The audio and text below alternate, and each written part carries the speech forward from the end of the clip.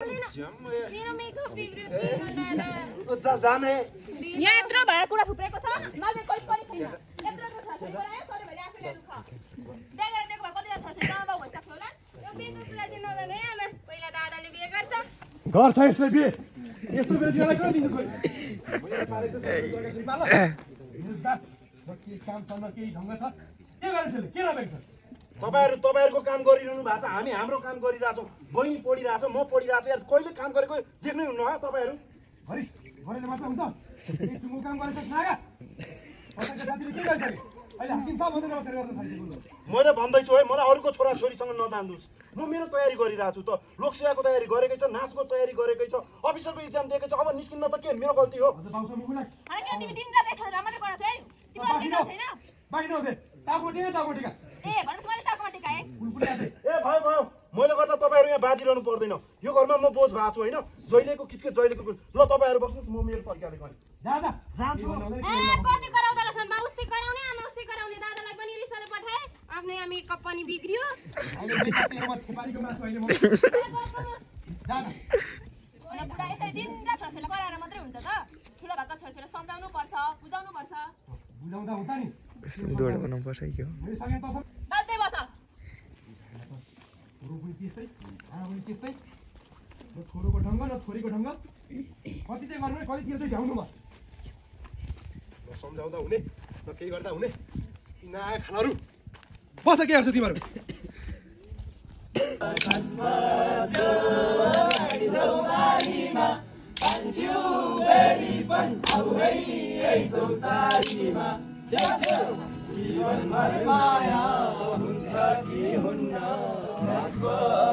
होइन ठुलाबा यसो काम गर्दाखेरि हाँसी मजा गर्नु पर्यो नि हौ मलाई त अल्छी लाग्छ ल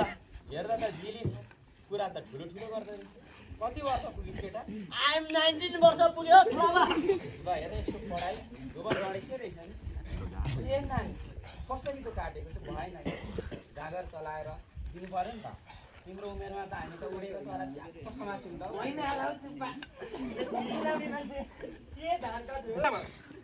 होइन केटा तिमीहरू साँच्चै के साह्रो जिस्किरहेको अलिक काममा ध्यान देऊ त हिउँदको समय छ फेरि खाजा खाने समय भयो भने कति पनि काम देखिँदैन सबैजना खाजा खान आउनु है भन्दा भन्दै खाजा पनि ल्याइहाल्छ काम अलिकति पनि बात तँ गलेवाला सबैजना आएर बस्छ खाजा खाउँ ए नानी यसलाई खाजा पकाउनु छोडा है ए गुरास आउ खाना खानु कति काम गरिरहेको यो बाबैको अरू त देख्दैछस् म तेरो पनि देख्दैछु केटा के देख्छौ देख्छु नि म देख्छ नि केटा ल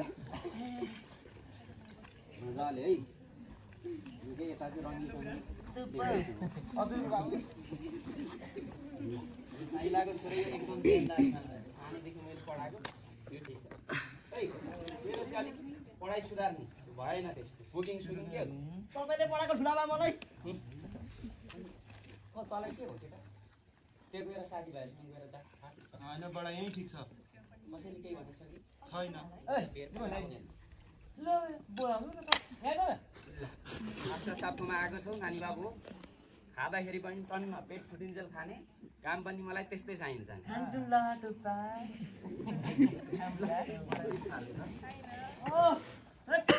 साह्रो गर्नु भयो शीतलतिर गएर बस्नु पर्यो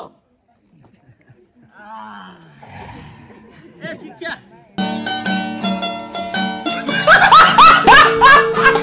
यो अचार साह्रो पिरो रहेछ नखाऊ के पेट पोल्छ पेट पोल्ने तिम्रो बोल्दैन होला त मैले तँलाई भनेको छु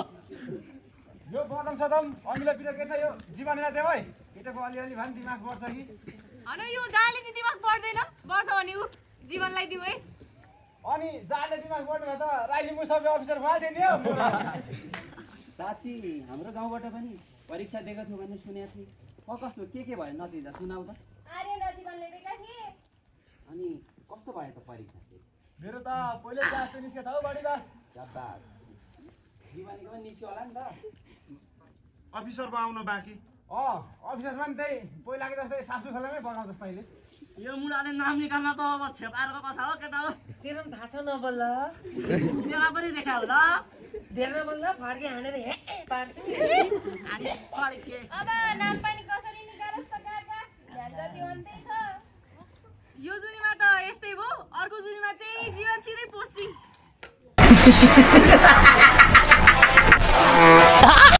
ओइ के भयो त म एकैछिनमा आइहाल्छु बडा त्यो खाजा सकेर छ होइन पिसाब चाहिँ मेरो बानी खराब म आइहाल्छु। ओइ तपाईँ यो रिसा जाने ओइ ए रिसा छ घरमा बाबाले भनेको त मान्दैन हामीहरूले के मान्छ त्यसले यति मात्रै बोलेको समझ छ भन्नु भयो भने प्याज प्याज भएन हिँड्दैन लुगालाई सिरेको जस्तो घोचेर भन्छौ अनि जाँदैन त आफ्नो नभए भोलि साह्रो जिस्काइरहेको तिमीलाई थाहै छ त यहाँ धान यहाँ फलाउनु त यत्रो मेहनत गरेर त हुँदैन फेरि त्यसले नगरेको पनि होइन गरिरहेको छ त लु, छोडिदेऊ यो सबै खाजा खाइसक्यो होइन ढलिसक्यो लाग्नुपर्छ उठ तरिका कति कराउँदै रहेछ यो हामी यदि काम त आफैले गरेर भ्याउँछ यो सबैतिर म आफै भ्याउ भने कहाँ गइदिएर छोरी मलाई के छ कहाँ गए बैतिर आफै भ्याउ पर्छ अनि यो मिलोको मान्छे यति छिटै पाएछ त सक्यो ए छिटै सक्यो सक्यो ओइ खै आइज त ल्याइदेन एउटा सल्लाह गर्नु तेरो रिजल्ट आउने छैन के हो रिजल्ट के भयो भन्दैछु म तेरो बिग्रियो कहाँ हुतियार अनि पहिले त निकाल्छ नि तैँले तँसैको साथीले एकैचोटिमा गरिएछ नि त लफङको चाहिँ मेरो आश गरेर बस्छस् लङ्घार न केही न केही न काम न ढङ्ग न निकाल्नु छ नाम अनि के तिमी निकाले छोरालाई मात्रै गराउँछौ नबोल विचार गर्दैछ त बाँकी नौ हामी बोलेको राम्रो हुँदैन म चाहिँ के भएको अहिले म मरेपछि निकाल्छस् म मरेपछि गर्छस् खर्च मात्रै बुढेसकालमा केही सहारा हुन्छ कि भन त हुनु नहुनु के अर्थ भयो त मरेको भने हुन्छ बरु अनि के गर्छौ छोरालाई तिम्रो मुख ठेगाना हुनु पर्छ यसले नाम निकाल पनि ठेगाना तेरै कर्म तुर्नुपर्छ नि बरु अनि तिम्रो कताले साल थाल्यो हैन ठिमजाले पढेमा लाउनु पर्ला फेरि के गर्छौ तिमीले तिमीलाई भित्र बस खाजा बेला म खिचेर गएको त्यसै गर यो घरमा कसैले के पनि भन्नु हुँदैन तँलाई भोक लाग्छ उसले बनाएर खाने